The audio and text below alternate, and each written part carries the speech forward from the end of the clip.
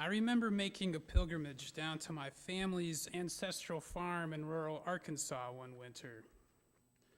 I could tell whenever we transitioned from Iowa to Missouri and Missouri to Arkansas because the progressively worsening roads vibrated a little harder on our family van with each state. I remember walking around what could honestly be called the ruins of my grandfather's childhood home because all that remained was the faint outline of the stone foundation. One evening, we visited one of my great uncles who had, unlike my grandfather, not escaped the cyclical poverty of the rural South. My immediate family overwhelmed the seating capacity of Uncle Merle's humble living room.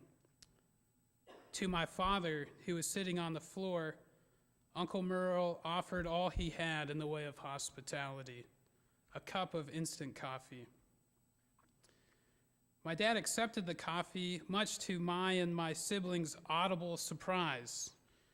"You never drink coffee, Dad." "Yeah, you always say coffee's gross." "I've never, ever seen you drink coffee, Dad." My father did his best to salvage his courteous act, and later during the van ride to our hotel, explained to us what he had tried to do. "Did you see Uncle Merle's house?" "Yes," we replied. "What did you notice?" "Well, there is no TV.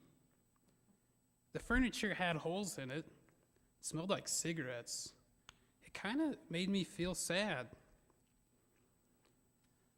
My dad explained, "Sometimes people like your Uncle Merle only have coffee to offer, and when someone offers you something, you do your best to accept and appreciate it." Unlike my Uncle Merle, the widow in the gospel makes her offering without the commentary of unwitting children. I imagine this being one of the proudest days of her life, maybe after years of saving and sacrifice.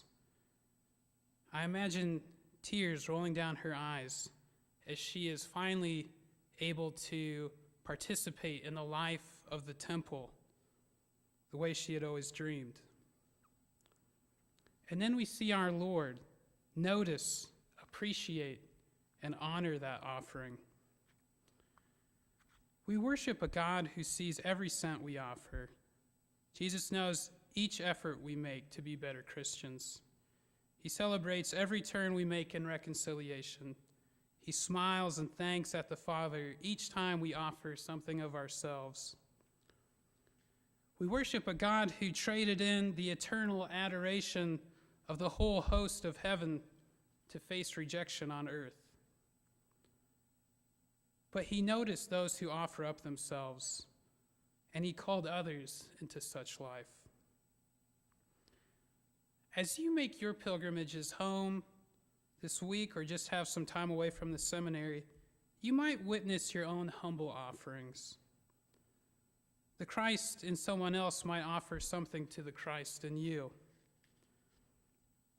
Maybe a parishioner will linger after church to really listen to how seminary is going for you.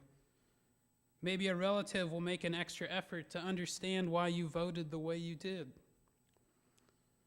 While these efforts may seem insignificant at first glance, upon a second, you might remember how busy that parishioner must have been, or how difficult it was for your relative to lower their guard and really ask you what you believe. I would commend to you as a spiritual practice to be vigilant like Christ in observing these offerings.